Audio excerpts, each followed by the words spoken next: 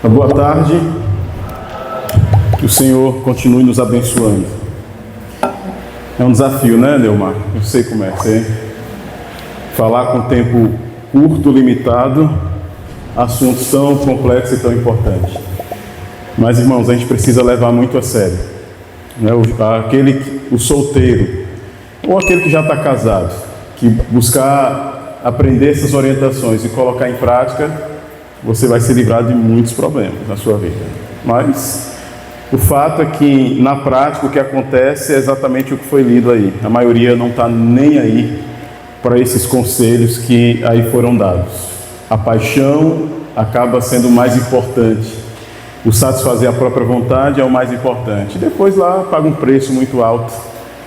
E pessoas inocentes que não tem nada a ver, como foi mencionado aqui, os filhos também acabam pagando um preço muito alto, nem tendo pedido para isso. Mas está bom. Nós vamos então hoje estudar o nosso episódio número 4. Né? Nós vamos avançar para o episódio 4, mas o capítulo 2. Capítulo 2, agora nós vamos entrar. Você já pode até abrir sua Bíblia, por favor. Daniel, capítulo 2, vai ser o assunto de hoje. Todo o nosso estudo será baseado em Daniel, capítulo 2. Eu quero aqui agradecer. Eu falei que ia fazer menção nesse vídeo. Eu tenho gravado esses vídeos, tenho postado lá no canal, como já falei para vocês. E tem alguns irmãos fora daqui que têm assistido depois. E eu quero agradecer aqui ao irmão Damião, lá de Petrolina, em Pernambuco, e os irmãos lá também, que têm, depois de postado no canal, assistido esse vídeo. Que Deus continue abençoando a vida de vocês, os irmãos aí na igreja, que vocês possam crescer abundantemente no Senhor, né? Que esse conteúdo contribua para o seu crescimento espiritual, seu e da sua família. Vamos orar? Senhor Deus e Pai, muito obrigado por mais uma oportunidade de estarmos aqui para nos aprofundarmos um pouco mais no conteúdo profético contido no livro do profeta Daniel. Que o Senhor, por meio do Espírito Santo, seja aqui o nosso professor, o nosso instrutor, e nós possamos aqui, Senhor, o mínimo que nós devemos ter aqui é uma reação semelhante àquela que teve o rei poderoso de Babilônia, quando teve contato com o conteúdo que nós vamos ter agora. Eu peço que o Senhor tenha toda essa abertura e liberdade para, através do Espírito Santo, agir na nossa vida, em nome de Jesus. Amém, Senhor. Então, Daniel, capítulo 2, vai ser o capítulo base para o nosso estudo de hoje. Então, a profecia de Daniel, capítulo 2, ele fala sobre a soberania de Deus, né? A maneira apresenta Deus, um Deus soberano, um Deus que governa, um Deus que não é pego de surpresa, um Deus que já está preparado para toda e qualquer situação que possa vir nesse mundo. A segunda vida de Jesus, como diz aí, é um tema central de toda a Bíblia. Então, desde quando Adão e Eva pecaram, iniciou-se ali uma promessa. Enoque, que foi o sétimo depois de Adão, ou seja, a sétima geração depois de Adão, já profetizava a respeito da volta de Jesus. E esse evangelista Moody, que você está vendo aí a referência dele na tela, um dos maiores evangelistas da história, ele ficou fascinado ao descobrir mais de 2.500 referências bíblicas sobre a segunda vinda de Cristo. Isso mostra então que a volta de Jesus é um evento, uma das verdades mais importantes da Bíblia. Tudo que está na Bíblia é importante, mas a volta de Jesus acaba sendo uma das verdades mais importantes.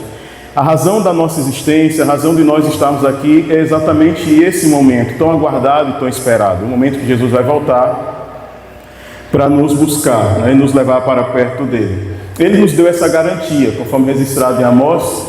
Ele diz aí o seguinte: certamente, né, o Senhor Deus não fará coisa alguma sem primeiro revelar o seu segredo aos seus servos, os profetas.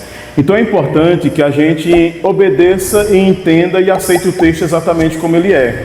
O profeta está dizendo: Deus não vai fazer coisa alguma. Ou seja, qualquer coisa que Deus vá fazer, ele vai se antecipar, trazendo uma revelação, trazendo uma orientação, trazendo uma instrução. Para quê? Para que você não seja pego de surpresa. Você não vai poder dizer que não sabia. a sua consciência, quando aquilo tudo acontecer, vai dizer para você: você sabia. Você foi avisado. 1, 2, milhares de vezes. Você simplesmente endureceu o coração. Você não quis dar atenção, você não quis dar ouvidos. Veja aqui, ó. Deus, ele é soberano e conhece o futuro. A profecia bíblica não apenas revela o futuro, mas também comprova a inspiração divina da Bíblia. Então, quando nós estudamos profecias, é interessante a gente entender, aceitar e perceber isso, que ela serve não só para poder revelar o futuro, antecipar para a gente o que vai acontecer há décadas, há centenas de anos, há milênios, mas também é uma prova clara de que o livro que você tem nas suas mãos aí não é um livro qualquer, ele é um livro inspirado. Você não pode tratar esse livro como um livro de história, como um livro de geografia, como a sua agenda profissional. Esse é um livro sagrado.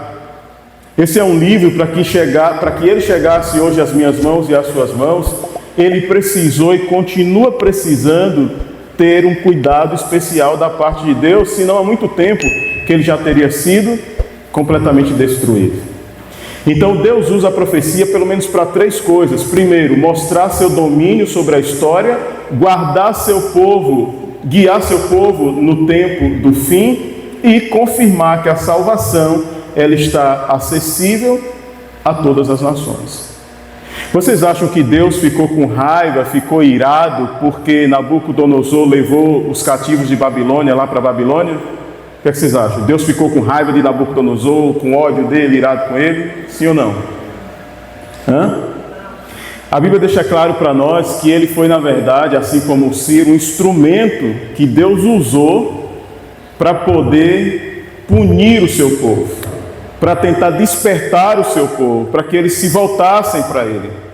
E quando Deus permite que o povo dele vá escravo para a Babilônia, Deus estava levando para a Babilônia uma oportunidade de salvação também para Nabucodonosor e todos que ali viviam. Então o que estava acontecendo ali era Deus também buscando salvar os babilônicos. Uma vez o povo de Deus fiel, cativo ali, é uma oportunidade de testemunho para que esse povo se entregue a Cristo. Então vamos lá, o sonho esquecido. Quem pode ler, por favor? Vou querer a participação de vocês. Já pode ler. Daniel capítulo 2, versículo 1. Bora? Quem vai ler? No segundo ano do seu reinado, Nabucodonosor teve um sonho. Obrigado, irmão. Que o deixaram perturbado e sem poder dormir. Pronto. Então, olha o que está dizendo ali na tela. Deus se revela na linguagem humana. Na cultura babilônica, os sonhos, eles eram considerados mensageiros de Deus. Então, para os babilônicos, ter sonhos era uma maneira que os deuses usavam para comunicar recados, para trazer algum tipo de mensagem para eles. E o que é que Deus faz aqui? Deus usou aquilo que era a crença deles para poder falar com eles. Então Deus adaptou a mensagem ao receptor, à necessidade dele. Talvez se Deus falasse de outra forma, ele fosse mais resistente, mas Deus falou da maneira como eles acreditavam muito em sonhos. E Deus usou essa estratégia. E é importante que a gente entenda isso. Nós que temos sobre as nossas mãos a missão de evangelizar, de pregar a palavra, veja, as pessoas aí fora, elas são como peixes. Você não tem um tipo de anzol, você não tem um tipo de rede para todos os tipos de peixes. Uma rede só e um anzol só pesca todos os tipos de peixe. É assim? Não é. Para cada tipo de peixe tem rede específica, o tamanho da malha. Eu não sou pescador, mas eu sei que é assim, entendeu? Anzol também específico. Então as pessoas, elas têm gostos diferentes, elas carregam crenças diferentes, elas acreditam em muitas coisas diferentes. E Deus, quando vai buscar alcançar essas pessoas, Deus vai então adaptar a mensagem dele, sem comprometer princípios, claro, para poder atingir essa pessoa exatamente na esfera seja ideológica ou filosófica, que ela se encontre. É interessante como Deus trabalha, né? A estratégia, a forma como Deus trabalha. Vocês lembram do testemunho do Gabriel, o ex-satanista? Quem aqui, alguns de vocês já devem ter ouvido. O Gabriel, um menino que desde pequeno oferecido ao inimigo. Então ele via o Satanás, ele via os anjos do mal, ele conversava com os anjos do mal. Então o mundo sobrenatural para ele era visível. Então, por exemplo, existem anjos aqui, mas Deus não nos permite ver. Mas esse menino, o Gabriel, ele tanto enxergava como tantos anjos maus, como também enxergava os anjos bons. E quando Deus foi alcançar ele, como foi que Deus alcançou? Deus o visitou no quarto, o próprio Cristo veio e o visitou no quarto. Ou seja, uma ação sobrenatural também. Então Deus não alcançou ele a princípio com alguém dando um estudo bíblico convencional como a gente faz. Deus alcançou ele de maneira sobrenatural. Então tem pessoas que um estudo bíblico é o suficiente. Você vai conversar, vai dialogar, vai abrir a Bíblia, vai explicar, a pessoa vai aceitar, vai entender. Já tem pessoas que precisa ser alcançada em um nível diferente. E é Deus que vai dizer, é Deus que vai determinar como que essa pessoa ela vai ser alcançada. E Ele vai adaptar tudo isso. Olha o que a serva do Senhor diz aí. O Senhor, em sua providência, tinha em vista um sábio propósito ao dar a Nabucodonosor este sonho, fazendo esquecer pormenores e retendo a impressão de temor em sua mente. Deus desejava expor as presunções dos sábios de Babilônia. Então Deus chega para Nabucodonosor, dá a ele um sonho, mas o mesmo Deus que deu o sonho fez com que ele esquecesse 100% desse sonho. Sim ou não?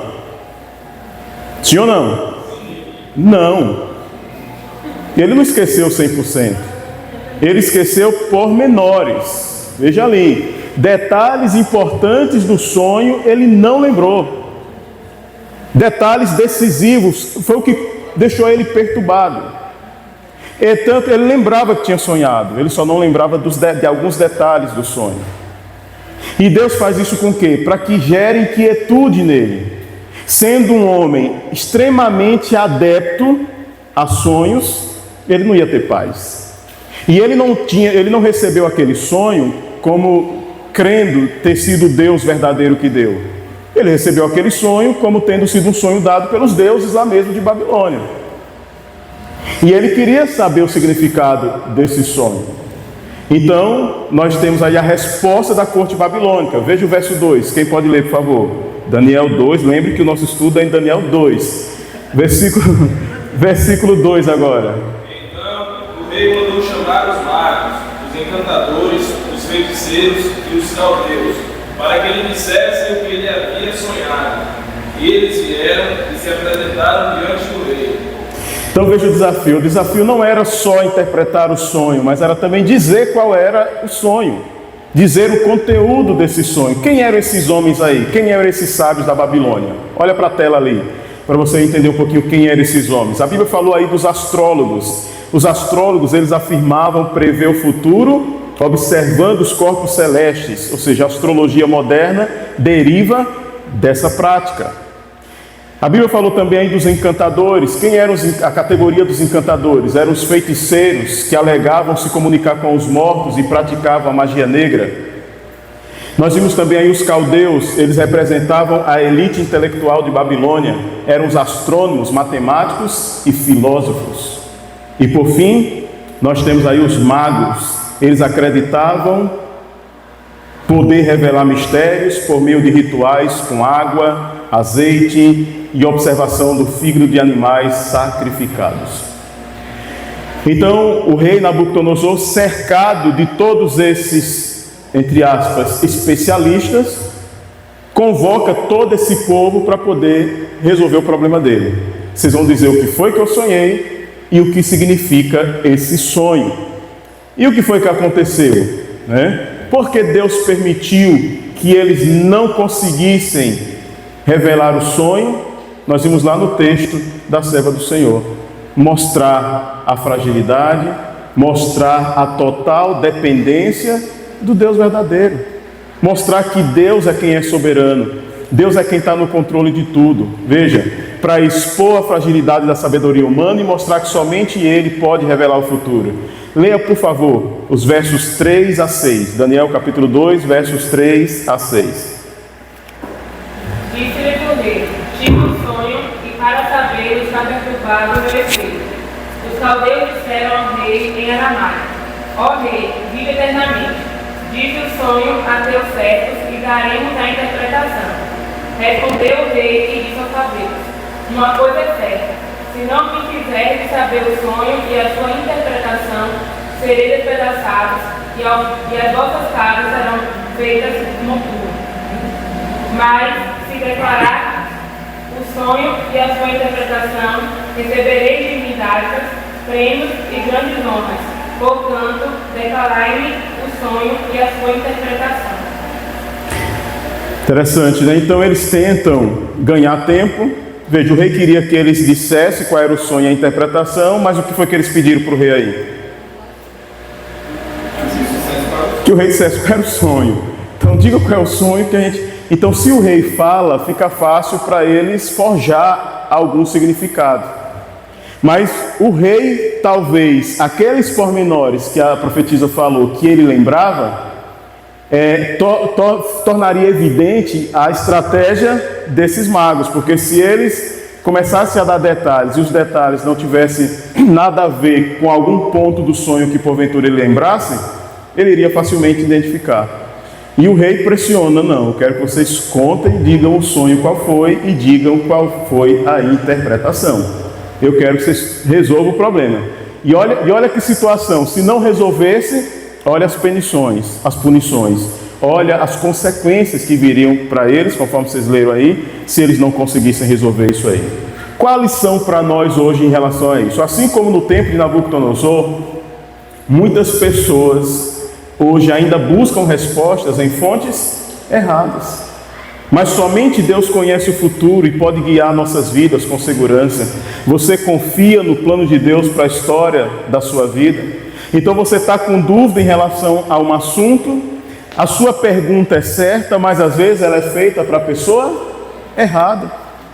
E se a pergunta é certa, mas é feita para a pessoa errada, naturalmente a resposta vai ser errada. E se você respeita aquela pessoa, se você tem aquela pessoa como mestre, como alguém, um exemplo a ser seguido, aí a coisa complica mais ainda, porque você vai obedecer aquela resposta. Então você precisa tomar cuidado a quem você vai perguntar, com quem você vai tirar suas dúvidas, porque você pode, em qualquer assunto que seja, porque senão você pode complicar a sua vida completamente. Isso aconteceu com Saul, isso aconteceu, conforme nós vimos na primeira, acho que foi no episódio 1, se eu não me engano, eu não lembro se foi Jeroboão, foi um dos reis que perguntou aos moços, eu comentei isso para vocês. Ele fez uma pergunta a pessoas erradas e recebeu respostas erradas. Então, Roboão, eu não lembro aqui de cabeça, os nomes são todos parecidos, então tome cuidado com quem você vai tirar suas dúvidas. Você deve buscar consultar pessoas, não pelo título que elas carregam. Veja, título não é sinônimo de sabedoria, em esfera nenhuma. Seja acadêmico, desculpe vocês que são acadêmicos aqui, não é sinônimo de sabedoria. Você pode esbanjar um diploma lá na parede, mas isso não quer dizer que você domina aquele assunto, que você realmente tem conhecimento de causa daquele assunto. Possa ser que sim, possa ser que não. Haja vista, você vê muitos profissionais das mais diversas áreas tendo posicionamentos e interpretações tão diversos daquilo que realmente deveria ser, equivocados em vários aspectos, e fazendo com que as pessoas, inclusive, sofram consequências terríveis desses posicionamentos. Sem contar que se o indivíduo, ele é um indivíduo que tem um coração mau, se ele é mau, naturalmente o seu fruto vai ser para o mal também. E você precisa considerar isso aí. Então veja, o fracasso da sabedoria humana. Os sábios de Babilônia tentaram ganhar tempo. Quando Nabucodonosor exigiu a revelação do sonho, sua interpretação, os astrólogos, os encantadores insistiram para que o rei primeiro desse o sonho. Vamos continuar a leitura? Versículo 8 e 9, por favor. Capítulo 2, verso 8 e 9. Pode ler aí. Então já descobri que vocês estão tentando ganhar tempo e precisão. Se não me contarem o sonho, todos vocês receberão a mesma sentença, pois vocês combinaram enganar com mentiras, esperando que a situação mudasse. Contem-me o sonho e saberei que vocês são capazes de interpretá-lo para mim. Entendeu? Nabucodonosor não era besta, não. Afinal de contas, não é à toa que ele chegou à posição que chegou. Apesar de estar rodeado de sábios e pessoas como essa, mas numa situação dessa ele está se mostrando até muito mais sábio do que os próprios sábios da sua corte. Então veja, sem saída, os sábios foram obrigados a confessar o quê? A sua incapacidade. Então olha, nenhum ser humano poderia revelar o sonho, nenhum rei jamais exigiu algo assim, somente os deuses poderiam saber, mas eles não moram com os homens. Olha o que diz aí o verso 12, versículo 12. Pode ler. Ao ouvir, Isso deixou o rei tão irritado e furioso que ele ordenou a execução de todos os sábios da Babilônia. Então, diante disso, da incapacidade, da incompetência daqueles sábios, o rei então baixa um decreto. Todos os sábios, interessante, ali tinha alguns, mas todos os sábios tinham que ser mortos. Vocês lembram que lá no capítulo 1, nós aprendemos que naquele teste da comida, teve um jovenzinho lá, 4 jovens lá, que ficaram quantas vezes mais sábios do que os sábios de lá? Quantas vezes? 10 vezes. Daniel e seus companheiros ficaram 10 vezes mais sábios do que todos os sábios de Babilônia. Se o decreto era para matar todos os sábios de Babilônia, quem estava nessa lista? Daniel e os seus companheiros. Mais um teste, mais uma prova na vida de Daniel. Eu já disse para vocês aqui, o que faz a gente crescer na vida são os desafios, são os problemas. Quanto mais problema você resolve seu e dos outros, mais você cresce na vida, em todos os sentidos. Se torne um especialista em resolver problemas, seja seu ou dos outros, e você vai crescer e crescer muito. Mas a maioria das pessoas, elas têm medo de problemas. Daniel só se tornou o que se tornou por causa dos desafios, por causa das provas que ele enfrentou. Então não tem como crescer sem passar por desafios, sem passar por provas. Claro, depois que passa, fica fácil a gente discorrer sobre isso, mas quando você está vivendo a situação, sua visão fica muitas vezes nublada. Como que eu vou enxergar uma bênção numa situação dessa, na perca de um emprego? Olha o testemunho que eu contei hoje na classe para vocês dos jovens lá. Como que aquele homem iria enxergar a bênção naquela situação? Mas olha o livramento que ele recebeu pela sua fidelidade. Então, mais uma vez, Daniel, infelizmente, é colocado à prova diante desse decreto. Daniel e seus amigos não faziam parte dos astrólogos, não faziam parte dos magos, mas era sábio e foi incluído no decreto de morte. Veja o versículo 13, o que diz aí, por favor. Verso 13. Saiu o decreto segundo o qual os sábios deviam ser mortos. Foram buscar também Daniel e os seus companheiros para que fossem mortos. À medida que a gente vai lendo, eu gostaria que você fosse se colocando no lugar, eu gostaria que você se transportasse aí para... Imagine você no lugar de Daniel, na corte babilônica, passando exatamente por essa situação, entendo que enfrentar essa prova. O que você faria? Qual seria a sua postura? Olhe qual foi a postura de Daniel, diante de uma ameaça de morte. Veja, irmãos, você tem cedido diante de uma ameaça, de um término, de um relacionamento. Ah, se não for assim, eu não quero mais você. Aí você prefere quebrar os princípios para manter o relacionamento. Quantas vezes eu não vi isso acontecer? Irmãozinhos da igreja, que o camarada, como o Neumar falou aqui, que é os galanteadores, né? Às vezes vai ali, não, se você não tiver relação sexual comigo, a gente termina. E a coitada da mocinha vai lá e se entrega. Ou o homem, né? Geralmente acontece com mulheres, é o homem que acaba pressionando mais, mas pode acontecer o contrário também. Então, muitas vezes, você e eu temos cedido a uma pressão de alimento, de comida inadequada. É isso que eu quero que você reflita. Quantas vezes você negou a Deus, negou a sua fé, negou a sua crença, negou a sua fidelidade a Deus por coisas banais, por coisas simples. E agora imagine se o que tivesse em jogo fosse a sua vida. Mas aqui está a postura de um verdadeiro homem, de uma mulher de Deus. Manteve a calma e usou a sabedoria. Versículo 14, leia aí por favor, foi o que ele fez. Verso 14. Então Daniel falou, avisada prudentemente Arioque, chefe da guarda do rei, que tinha saído para matar os sábios da Babilônia. Muito bem, então o texto diz que Daniel falou avisadamente, prudentemente, e na minha versão aqui diz com cautela. Ou seja, ele manteve a calma, nada de pânico, nada de desespero. Mas, gente, como não ficar desesperado? Você está debaixo de uma ameaça de morte de um rei que cumpre o que promete. Matar, decretar morte era algo comum para a Babilônia. Era só mais alguns que seriam mortos. Como manter a calma? Só quem tem intimidade com Deus. Só quem tem intimidade com Deus consegue isso.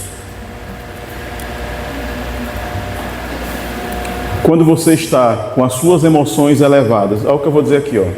Sejam elas boas ou ruins, seja medo, seja alegria, não importa o tipo de emoção. Pode ser medo, pode ser alegria. Se ela estiver extremamente elevada, não é o melhor momento para se tomar nenhuma decisão.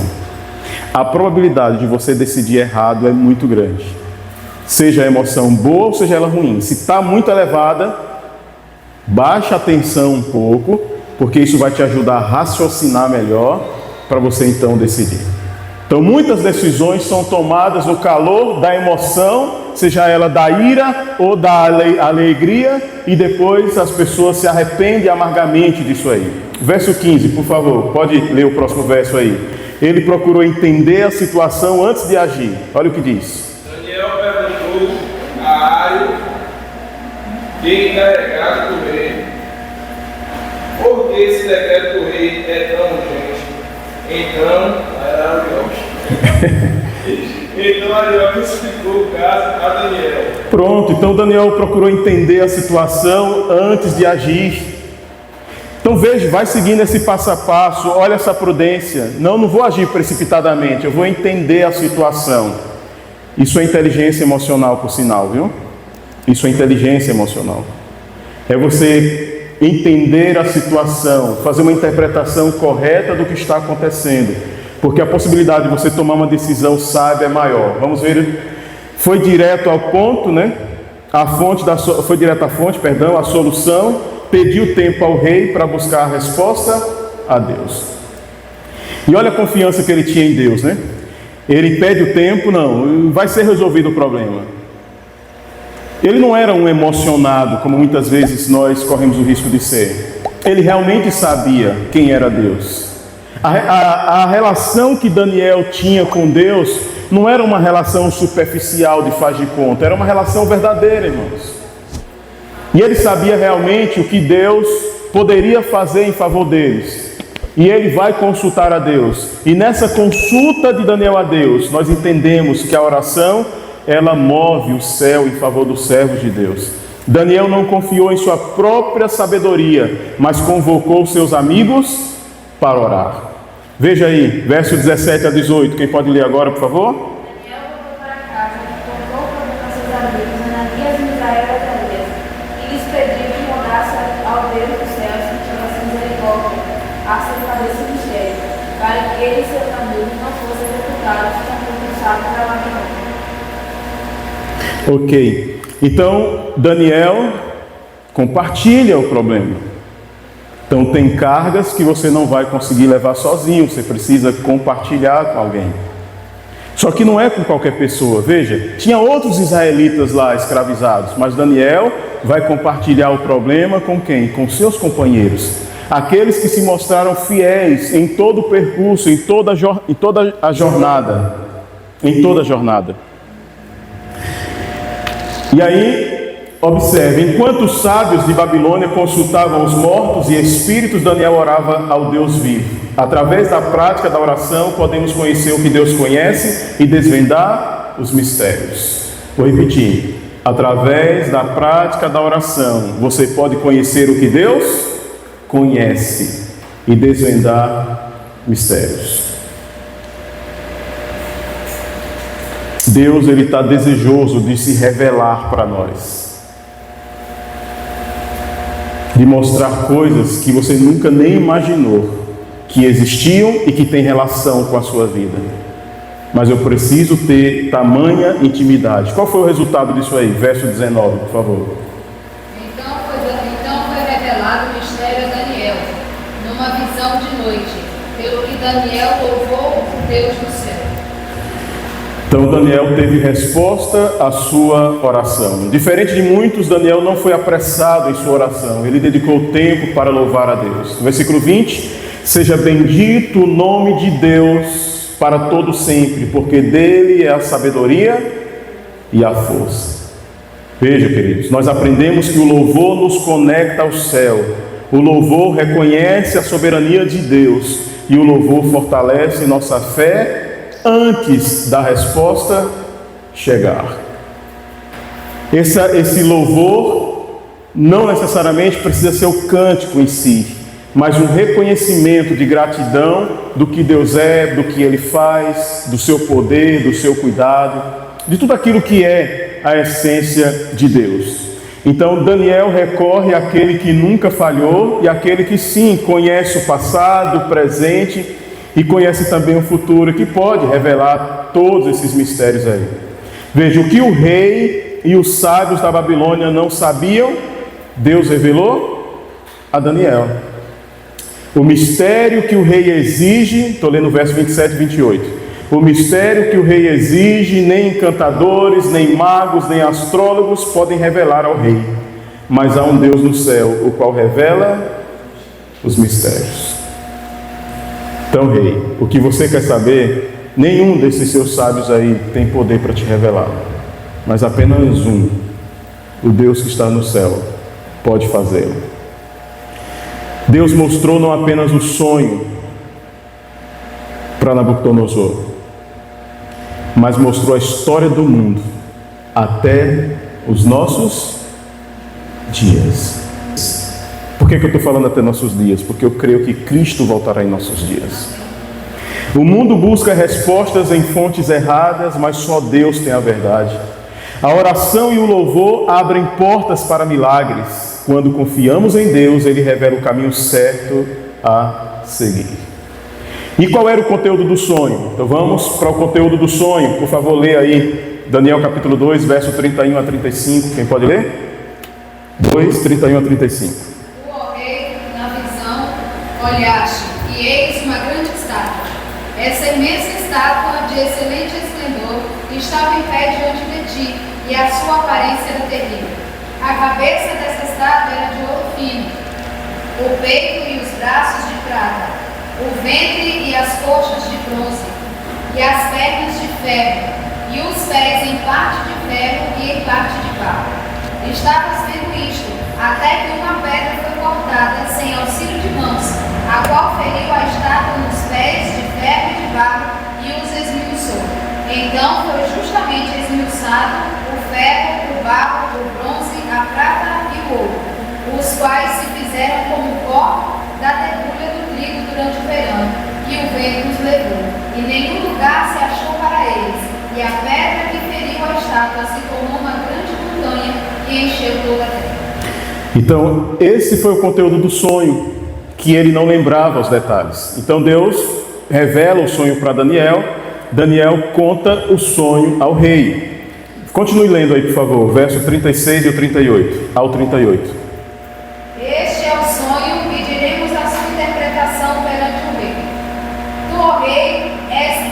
reis, a quem o Deus do céu tem dado reino, poder, força e glória. E onde quer que habitem os filhos dos homens, os animais do campo, as aves do céu, ele entregou em tuas mãos, e até fez reinar sobre todos eles. Tu és a cabeça de ouro. Até quando? Só até aí. Então, Daniel diz qual era o sonho, qual era o conteúdo do sonho, o que vocês estão vendo na imagem aí, na ilustração ali. Então, Nabucodonosor sonhou com uma estátua. E essa estátua, ela estava dividida da seguinte forma: a sua cabeça de ouro, os peitos em prata, o quadril de bronze, as pernas de ferro e os pés misturados de ferro com barro, certo? E depois, no final, o rei viu uma pedra sendo lançada sem o auxílio de mãos, e essa pedra não atinge a cabeça, não atinge o peito, não atinge o quadril, não atinge as pernas. Essa pedra atinge exatamente os pés da estátua, e nós vamos entender hoje por que ela atinge os pés da estátua. E aí, na interpretação, Daniel começa a dizer: nessa estátua, onde que você entra aqui, rei? Quem é você nessa estátua? Você é a cabeça de ouro. Então a cabeça da estátua, a cabeça de ouro, representava o reino de Babilônia, que governou o mundo. O Império Babilônico governou o mundo de 606 a 538 a.C. Veja, o Império de Nabucodonosor, o mais glorioso da época, era conhecido como a Cidade Dourada, conforme Jeremias 51:7, cercada por muros colossais e banhadas pelo rio Eufrates. Você sabe que Babilônia, os jardins suspensos de Babilônia, é chamado uma das maravilhas do mundo, uma das 7 maravilhas do mundo antigo. Só que Deus decretou: depois de ti se levantará outro rei. E aí Daniel, por inspiração de Deus, começa a ir revelando o código profético, né? Vai dando para ele os códigos da profecia. Verso 39, lê aí, por favor. Depois de ti se levantará outro rei, inferior a ti, e um terceiro rei, de bronze, o qual terá domínio sobre toda a terra. Qual foi o próximo império mundial que veio depois de Babilônia? Os medos e os persas, exatamente. Então veja o que Deus está revelando: o seu reino vai passar, você é poderoso, você é forte, mas vai passar. Vai vir uma outra nação, vai vir um outro povo e vai subjugar você. E esse povo são os medos e os persas, representados na estátua pelo peito e braços de prata. E o reinado dos medos e dos persas foi de 538 a 331. Então, um reino dividido entre os medos e os persas. Eles eram parentes. Ciro o Grande conquistou Babilônia, desviando o rio Eufrates. Isso foi profetizado por Isaías 200 anos antes de acontecer. Então, 200 anos antes de acontecer, Deus já tinha, por meio do profeta Isaías, avisado que Babilônia seria subvertida. Exatamente. Ainda dá o nome de quem iria fazer tamanha proeza. No mesmo verso que foi lido, falou do terceiro império, que iria agora vencer os medos e os persas. E quem foi que veio depois dos medos e os persas? A Grécia. Então, os quadris de bronze representam a Grécia, que reinou no mundo de 331 a 168 a.C., sob o comando de Alexandre o Grande. Alexandre o Grande derrotou o Império Persa com apenas 25 anos de idade, né? Expandiu seu domínio até a Índia, tornando-se o maior império até então. Mas o poder da Grécia também chegaria ao fim. Então, Nabucodonosor, Alexandre o Grande, apesar de também ser um grande conquistador, era um homem intemperante. Comia demais, e inclusive o que era errado. E pagou caro com isso. Morreu jovem. Era um grande conquistador, mas teve uma vida curta. Certo? Então nós já vimos aí 3 impérios: Babilônia, Medopérsia, Grécia.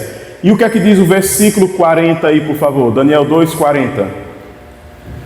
E o quarto reino será forte como ferro, porquanto assim como o ferro a tudo esmiuça e quebra, como o ferro quebra todas as coisas, assim ele quebrantará e esmiuçará. Qual foi o próximo império então que veio? Roma. Então, depois da Grécia, Roma entra no cenário mundial como um império mundial. E interessante, não deu para você fazer as contas aqui, mas de todos os 4 impérios, o que mais governou foi Roma. Roma durou mais tempo no poder, no comando. Foi de 168 até o ano de 476 depois de Cristo. Chamado por historiadores de monarquia de ferro. Roma conquistou tudo, inclusive os territórios antigos dos antigos impérios. Governou o mundo na época de Jesus. Esse império, ele começa antes de Cristo e ele continua no poder mesmo depois de Cristo, se estendendo aí até o ano de 476. Então nós já chegamos nas pernas, veja, olha o quanto que nós estamos avançando no tempo. Só que precisamos de mais, 41 a 43, o que diz aí, por favor? Quanto ao que viste dos pés e dos dedos, em parte de barro, de oleiro, e em parte de ferro, o reino será dividido. Contudo, haverá nele alguma coisa da firmeza do ferro, pois que viste o ferro misturado com barro de luto. E como os dedos dos pés eram em parte ferro e em parte barro, o reino será em parte forte e em parte quebrado. Quanto ao que viste do ferro misturado Só isso, pode ir, 43. com barro de lodo, misturar-se-ão com a semente de homem, mas não se ligarão um ao outro, assim como o ferro não se mistura com o barro. Esse verso 43, na minha versão, diz assim, ó, procurarão, quanto ao ferro misturado com o barro que o Senhor viu, isso significa que procurarão se misturar por meio de casamentos, mas não se ligarão um ao outro, assim como o ferro não se mistura com o barro. Então, qual foi o império que reinou no mundo então depois de Roma? Qual foi? Babilônia, Medopérsia, Grécia, Roma, e agora representado pelos pés ali, misturado com ferro e barro, qual foi o império? Parabéns pelo silêncio, pelo menos, né? Não teve império. Não teve império. O que acontece ali agora é a divisão do Império Romano. Roma é invadido pelas tribos bárbaras e é desfragmentada em 10 nações. Acaba-se os impérios. E essas 10 nações que invadiram o Império Romano, fragmentando ele, deu origem ao que nós conhecemos hoje como a Europa. São os países europeus. E começou em 476 e está existindo até nossos dias e vai existir até a volta de Jesus. Então, depois do 4º reino, o poder seria dividido. Isto é, Roma imperial não seria conquistada por outro império. Antes seria dividida em 10 nações, representada pelos 10 dedos dos pés da estátua. O Império Romano se desintegrou em 10 tribos.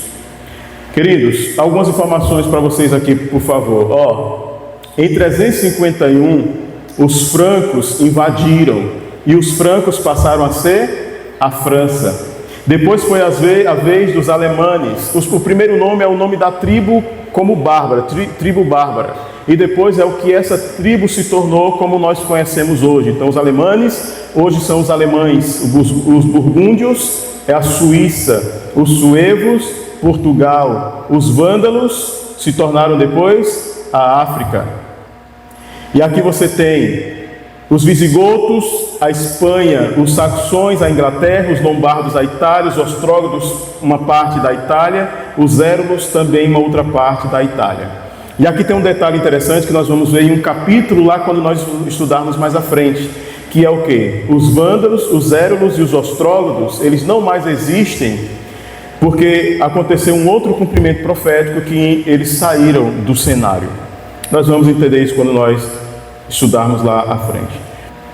Alguma dessas nações, veja que o verso disse lá, que o fato de estarem misturadas com ferro e barro, quer dizer que umas seriam fortes e outras seriam fracas.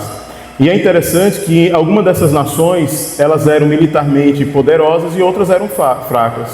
Umas seriam como barro e outras como ferro.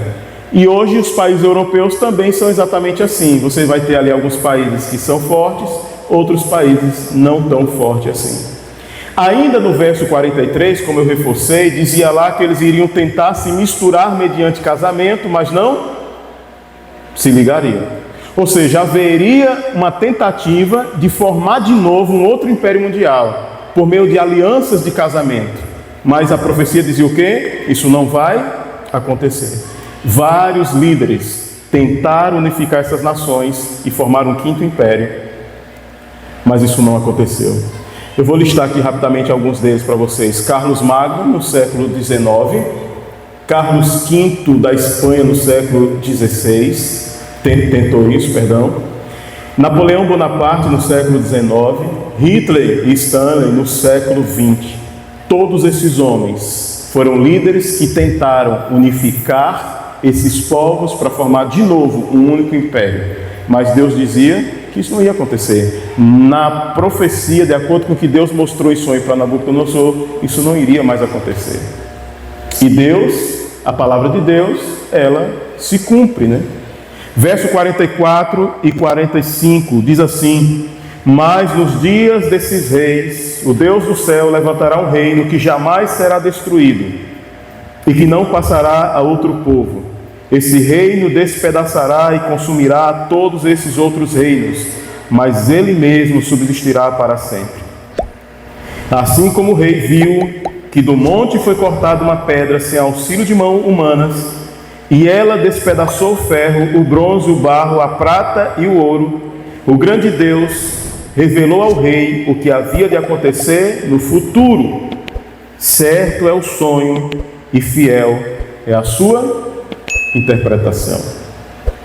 Então, o que é que nós entendemos que essa pedra simboliza? Essa pedra atingindo a estátua nos pés, em que época, Thaleson e Natália? Em que época? A pedra atinge a estátua em que época? Vai pescar, né?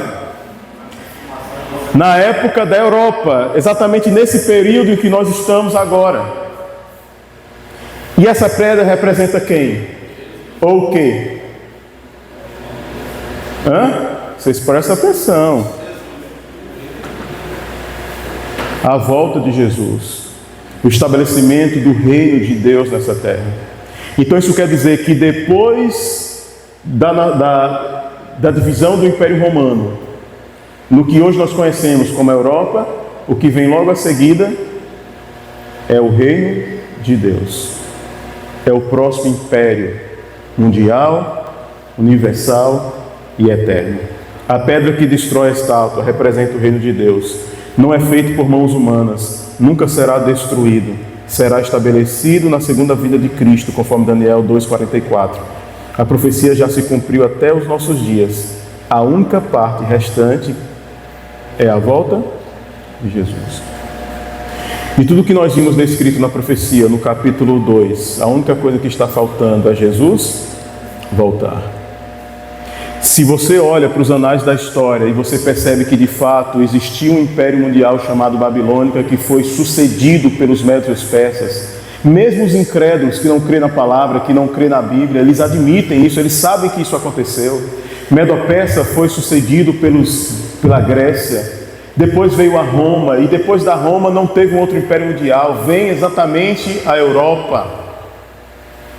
Então quando você olha para tudo o que aconteceu, isso deve falar forte ao seu coração e trazer para você e para mim a certeza de que o que falta também vai acontecer.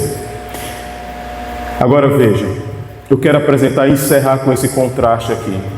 Alguém leia, por favor, aqui é a nossa parte final. Só quero apresentar um contraste para a nossa reflexão e irmos para casa pensando nisso. Daniel capítulo 2, versos 46 e 49. Veja qual foi a reação daquele rei pagão, poderoso, um rei ímpio, um rei que não temia a nada, a ninguém, mas quando se depara com essa revelação que eu estou e você está se deparando, não hoje, mas a maioria de nós aqui já conhecemos isso há décadas. Olhe qual foi a postura desse rei. Pode ler, por favor.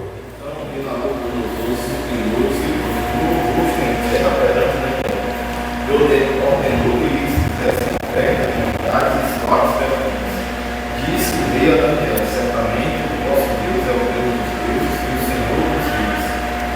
e revelador de mistérios, pois pudesse revelar este mistério.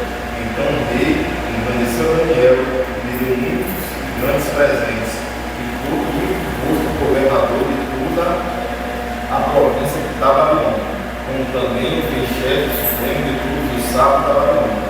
A pedido de Daniel, constituiu o rei a Sadraque, Mesaque e Abednego sobre os negócios da província da Babilônia.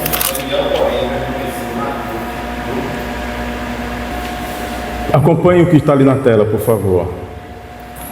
Reconhecer a primeira postura do rei foi reconhecer a soberania de Deus. Isso ficou claro no texto que você leu. Nabucodonosor, mesmo sendo um rei pagão, ele se curva diante da revelação divina. E aqui eu pergunto, quantas vezes Deus nos revela verdades, livramentos, direcionamentos, e nossa reação é de frieza, é de indiferença, é de apatia. O rei está diante de um impasse, Deus revela para ele a mesma coisa que hoje está revelando para nós aqui. O rei poderosíssimo se humilha, reconhece a soberania desse Deus. Mas eu e você, que estamos há anos dizendo que amamos esse Deus, e Deus tem nos revelado muitas coisas por meio de pregações que são feitas aqui, por meio de uma leitura que você faz na sua casa, por meio de uma música que você canta ou ouve, mas você insiste em permanecer indiferente às revelações que esse Deus faz para você. Outra coisa, Deus se revela aos humildes e os exalta. Daniel não buscou a glória para si. Ele deixou claro que a interpretação vinha de Deus e por isso Deus o exaltou. Muitas vezes queremos ser exaltados sem antes sermos fiéis e humildes. Deus honra aqueles que honram a Ele. Daniel foi honrado na corte babilônica desde o capítulo 1, como nós estudamos, porque ele honrou a Deus. Ele foi fiel a Deus. E todos que forem fiéis a Deus, todos que honrarem a Deus, serão honrados por Ele. Todos, sem exceção. Uma outra coisa interessante que nós vemos nesse contraste é o seguinte: Deus usa nossa fidelidade para alcançar os poderosos. A fidelidade de Daniel e de seus amigos serviu como testemunho para tocar o coração de um rei. Quando somos fiéis a Deus, mesmo em ambientes hostis, Ele nos usa para impactar até mesmo os que têm poder e influência. Você está deixando Deus usar você, Thales, para poder impactar as pessoas que estão lá no seu setor de trabalho? Você está deixando Deus te usar, Natália, para que as pessoas lá no seu ambiente de trabalho sejam impactadas com o Deus da Natália, com o Deus do Xavier, com o Deus do Neumar, com o Deus da Jerusa? Charles, você está deixando que Deus está se deixando ser um instrumento nas mãos de Deus para que as pessoas lá no seu ambiente de trabalho sejam impactadas da mesma forma que Deus usou Daniel para que aquelas pessoas fossem impactadas? O William e todos os demais que aqui estão? Ou nós estamos lá muitas vezes como agentes secretos, escondidos, com medo de mostrar quem somos, com medo de mostrar o que acreditamos, mais preocupado com a nossa própria vontade do que com a vontade de Deus, mais preocupado em quem ou o que está esperando por nós do que mesmo com Deus. Quanta diferença na postura nossa para a postura do rei. Por fim, queridos, por fim, nunca se esqueça de quem esteve com você no deserto. Conforme você leu, Daniel não se esqueceu de seus companheiros. Ele os levou consigo na vitória. Isso mostra um coração leal, grato, generoso, características raras em tempos de promoção. Daniel honrou seus amigos. Daniel foi honrado pelo rei, foi promovido pelo rei, mas ele não ficou com aquela promoção só para ele. Ele trouxe os seus amigos também junto com ele. E os seus amigos também cresceram também na corte babilônica. Gratidão, reconhecimento. Eu sempre gosto de dizer, gratidão abre portas e mantém portas que foram abertas ainda abertas. Mesmo quando você tiver que sair do seu trabalho, sair de onde você estiver, do ambiente onde você saia, de maneira que a porta permaneça aberta. Você nunca sabe o que pode acontecer depois. Queridos, que Deus abençoe a todos nós. Que nós possamos ter aprendido com esse relato profético do capítulo 2 do livro do profeta Daniel. E de todas as lições que aprendemos aqui, entender que a volta do Senhor Jesus, ela é real e ela é verdadeira. No decorrer dessa série, claro, nós vamos chegar a pontos em que nós vamos ver com precisão a época em que nós estamos vivendo e quão perto está a volta do Senhor Jesus. Amém? Que Deus nos abençoe. Pode ficar de pé, vamos orar. E é tão simples, se você depois quiser assistir o conteúdo, assista. Se não quiser assistir, pelo menos compartilhe com quem não esteve aqui. Pode ser alguém da igreja que não está aqui, um amigo seu. Pelo menos faça esse compartilhamento, para que outras pessoas conheçam esse assunto e esse conteúdo. Deus amado, obrigado, Pai, pela maneira como o Senhor falou ao nosso coração. Obrigado pelo conhecimento reforçado ou trazido como novidade para a nossa vida. O que o Senhor espera de nós e o que nós devemos ser é aquilo que Daniel e seus companheiros foram. Íntimos do Senhor, pessoas que confiavam no Senhor, pessoas que sabiam como se portar mesmo em momentos ou em ambientes tão complexos, tão hostis. Pessoas que honravam ao Senhor em situações tão adversas e viram em suas vidas o cumprimento das suas promessas. Nós poderemos ver isso também. Basta que escolhemos fazer como eles fizeram. A cada teste que formos expostos, a cada desafio que formos colocados, que possamos sempre optar pela fidelidade para com o Senhor. Obrigado, porque está nos dando a oportunidade de desenvolver essa série aqui na igreja. É uma pena que mais pessoas não se dispõem a participar, a aprender, a buscar esse conhecimento. Não vêm, nem estimulam outros a vir também. Isso é lamentável. Mas cada um é responsável diante do Senhor pela maneira como conduz a sua própria vida. Eu agradeço a Ti por esses que aqui estão e peço a Tua bênção poderosa e maravilhosa para cada um, em nome de Jesus. Amém.